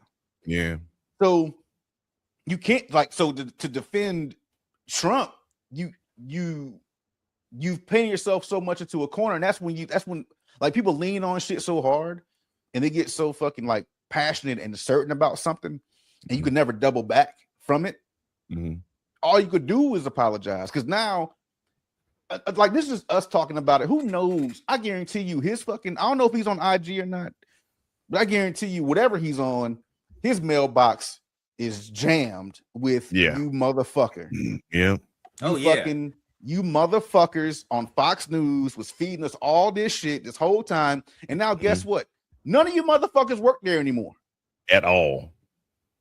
Nuts. And now and that's what it is. And now that you don't work there, now it's Tucker Carlson, Megyn Kelly, Candace Owens, all you motherfuckers that don't work over there anymore. Now you're like, oh, well, we were just, it was just the talking notes of the day. We were all saying the same shit. And this is one thing that, how can I say this? Me and my old lady were having a conversation about, because she does watch Candace Owens, her her reporting shit or whatever, right? Her investigative reporting. So when Kanye came out and said, look, y'all, I'm sorry, like I was really off my meds or on the wrong ones or whatever it was, like I've been out of my mind the last however many years. I've said some really hurtful things. I'm sorry, my mental health is bad. I'm trying to get the best help I can get. Blah, blah, blah, blah, blah. Right? So we sitting by each other and I started laughing. And I said, and she's like, what's funny? Like, I've seen like that. She's like, I don't know if it's completely sincere, but it's a start, right? Because she's all about forgiveness and, you know, a greater good and all this positive shit. And I said, no, that's fine for him. You know, he's gonna continue to make music. His next album gonna drop. Everybody gonna listen to it. Cool. I said, but I'm not laughing at him. I'm laughing at the people that stood with him, like Candace Owens wearing that fucking white Lives Matter shirt. With him on stage holding hands, and she's smiling like, yes, we've won. Yep. We got it. Yep. She forgot she wasn't schizophrenic. Right. I said, now she ain't got no mental issues. Yeah. No health issues anyway. Yep. So now you've been standing with the crazy motherfucker. Yeah. Holding your hands up like y'all champions and shit. Y'all done won. And now Kanye like, hey, I'm crazy. I don't know what your problem is, but I got a chemical imbalance. We not the same. I was shaking the pills, bitch. I forgot to take these. I forgot to take these. What was I thinking? He's gonna be like sunflower seeds, nigga. Like he chewing on those. So I'm like, for those people that were pushing that bad business that whole time, like, like fucking that's it for you, dog. You know what I'm saying? Like that's it. Like, sorry. Yeah, and the thing that makes me giggle about it is now you've completely lost your platform. Yeah, giggle. Like you've completely lost your platform. And I've always told people, as soon as you disagree with anything that this man says, you're out the club. That's it. Yeah. Because all he has to do is call you a low IQ person, or that you're stupid, or blah, blah, blah, blah, whatever it is. You're at the club. So now these motherfuckers are fighting for their lives, basically. I mean, I don't even know if Tucker Carlson still has an audience. You know, because even when he left, a whole new one. No, he's gonna have a more centered Republican audience. It's not gonna be as I don't know as vicious as the MAGA following was, but it's gonna be more centered conservatives. Yeah, if they even do that. I mean, but yeah, I mean, he said that he was, he was the mouthpiece for him on Fox News, one of the mouthpieces for Trump on Fox News. He was saying his brother used to write fucking Trump speeches and shit. Damn. And they're both on some, we can't believe we was doing this shit. Yeah. And I don't know, I don't know about it could be the fame monster. And you just keep, you're gonna continue doing what you got to keep doing to keep, going up the ladder and wherever you are. You know what I'm saying? Like, I've seen people that worked at ESPN that are now on Fox News with their own conservative radio show. Damn. Like, you work for ESPN, you used to be the fun Texas guy. Yeah. Fucking gig him and all that other bullshit you was doing on fucking, now you with a suit and tie on, and it's been the opposite. This one dude that's on, I can't remember the guy's name, who's on Get Up. Yeah. Who used to be a Fox News fucking analyst. Yeah. So the nigga woke up and said, I can't be doing this. I gotta get the fuck out of here. So you doing whatever you're doing to keep a check coming, but do I think it's right? No. And do I think you got to feel that? Sure. Oh yeah. But that's why I mean, I feel like one of the main reasons I'm always, no matter how it's taken, I'm always honest on this podcast. I know we're all always honest on this podcast because you're not gonna get anybody caught up in the air about an opinion that, oh well, fucking y'all were going so hard about, no, that was we weren't feeding you bullshit. We weren't lying to you. We weren't trying to propagandize our message. Yeah. It was just how we felt. You know what I'm saying? You could say you could like somebody, but I don't like their music. I think this guy might be a cool ass nigga, but I don't like that he's doing. I think she might be dope as fuck, but I think she's beautiful, but she's a bad actress. You know what I'm saying? All that shit. Speaking of that, I gotta go see fucking Michael Jackson this weekend. God. Yeah, buddy. Yeah, you gotta see it too. I need to go see it too.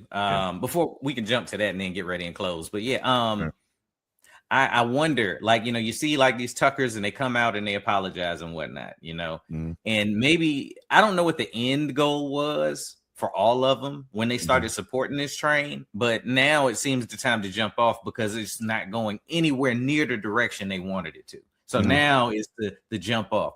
And the parallel that I would get to that is we come up here, we say whatever we say on the podcast about people, and they're like, Sam, you do entertainment. So what happens if you land some movie role and Michael B. Jordan's in it? What happens if you end up on stage with a Tiffany Haddish? And I'm like, they can't be mad at people for opinions about them. Nigga be like, Marcus said that shit. It wasn't me. No, not even that. Real shit. I have considered this, bro, because hell, it's what I'm doing. You know what I mean? Yeah. So I come into a situation like, man, I heard, this clip on the podcast, your boy don't really fuck with me. How do you feel? I mean, did you listen to the episode? That's the first thing I say to anybody that got some shit to say about a clip. Yeah. Did you listen to the episode? Did you hear everything we said about it? Is that the only episode you done heard where we talked about Michael B. Jordan? Is it the only episode you done heard where we talked about Tiffany Haddish? And if your answer is that's all I heard, fuck out my face.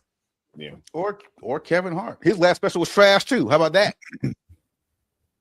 Yeah. And we're not allowed to just say that because then it's oh man, you might be kicking somebody that's gonna give you an opportunity. And I'm like, so to our point in all of this, when do y'all expect anybody that y'all follow on TV to be honest with you? If they're being held to some standard that you holding us to stay in a bubble, how can you ever trust anything they tell you?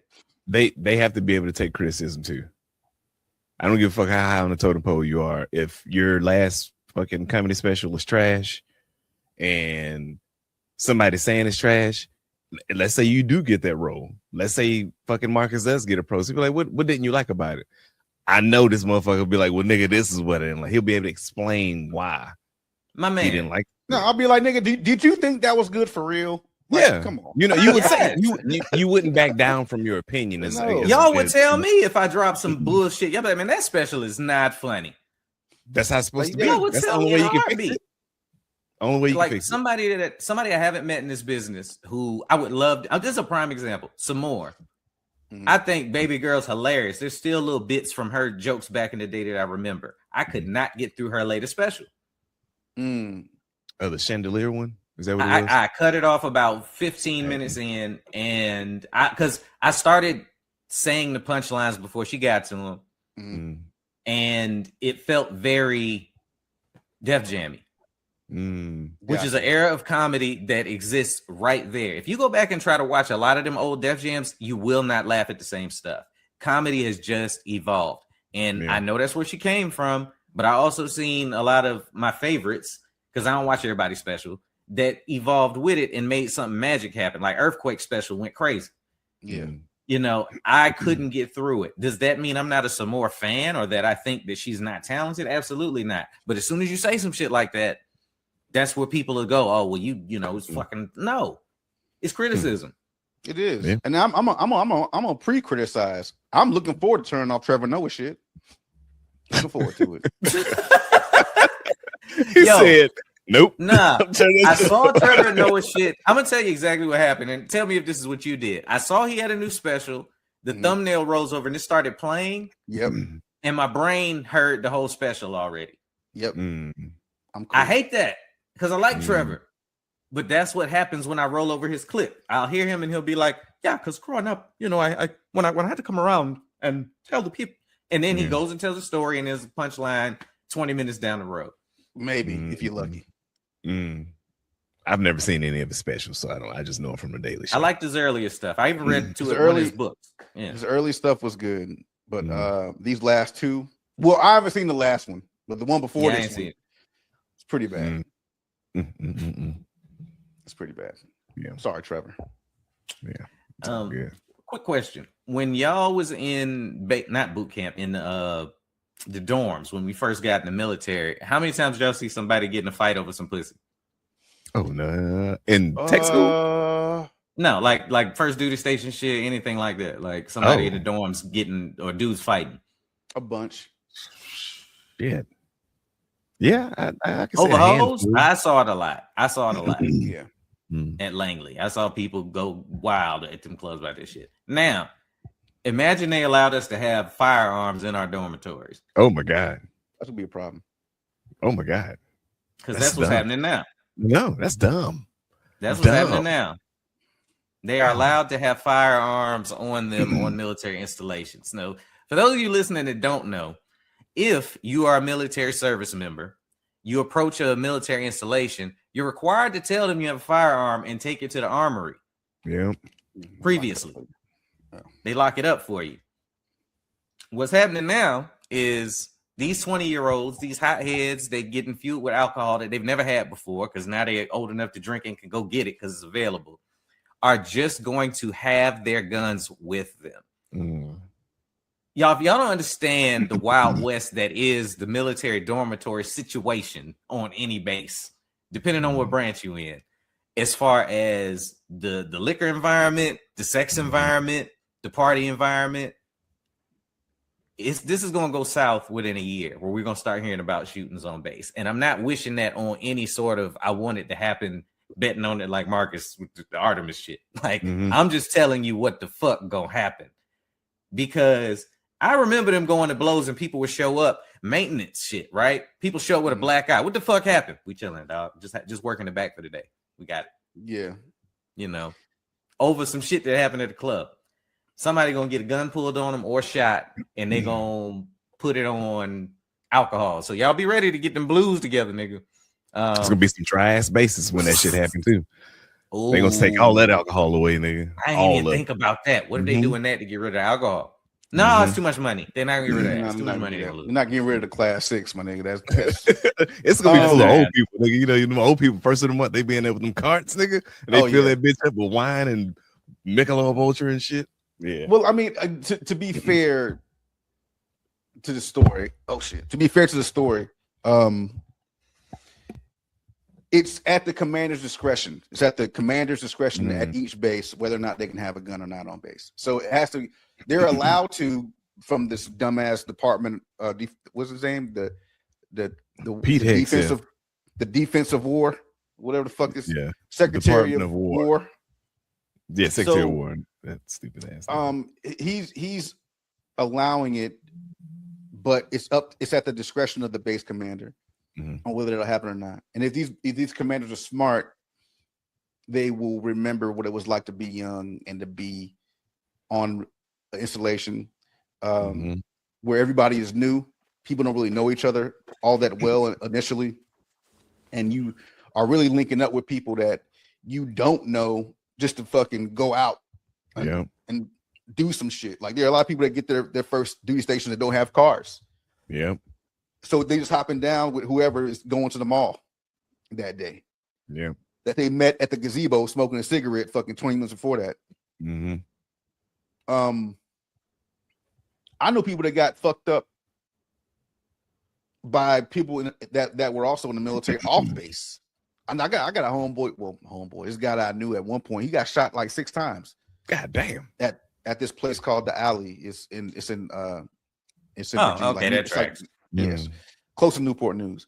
But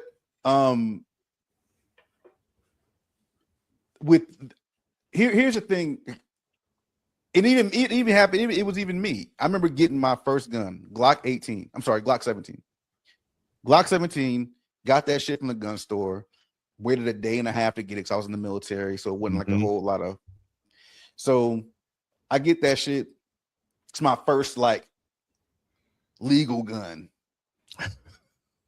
When I tell you I didn't leave the house without that bitch, like the first month I had that motherfucker, bitch was everywhere I went. She was under the seat, in the goddamn little right beside you, but in the seat cushion on your hip. Like, nigga, and it wasn't just me. I had a police holster, like a little shit right on my waist and shit. Like it's just when you're young and you finally have the freedom that adults have, and now you're making some money, and you do dumb shit, and then when you got dudes doing dumb shit, and then before you know it, now it's dudes doing dumb shit around some women they trying to impress. And that's when the shit gets dicey. Even that, like, fuck, it could be a nigga owe you some money. Oh yeah, money will do it too. Yep, probably even more than women. Like, nah, nigga, you owe me motherfucking. You owe me $50 from last weekend, nigga. You owe me 50. Yeah. Where my 50 at? Oh, we bet on the game, nigga. We bet on the game. Goddamn, you owe me 100. And if you don't know, them lower ranking E1s through like E5s don't make no fucking money. Nope. So that $50 to $100 is big shit. I'm not fucking with you. And now you're trying to play me out in front of these people that we all don't know each other. We all just met. And now I'm trying to build a reputation. And now you're trying to play me out. You're trying to play me fucking soft in front of these people that I'm trying to impress. Walk a fuck a flame, nigga. Damn. Yeah. The first thing you buy when you get to your first duty station is all the dumb shit just because you can. So a gun is on a lot of their lists. You know a PlayStation, a gun, and a car. Yeah. Yeah. And a TV, of course. But yes. And then you're playing with fire. And then y'all don't even, and we ain't talking about like the little stupid rivalries that happen between shops and shit. And then they all go out drinking together. Somebody say some dumb shit about ammo that was age and like all that. There's a lot of there's a lot of opportunities for fuckery to happen on a base. Oh, we're gonna see it. And I can't wait. Now I don't want nobody to get hurt, but I know it's gonna happen.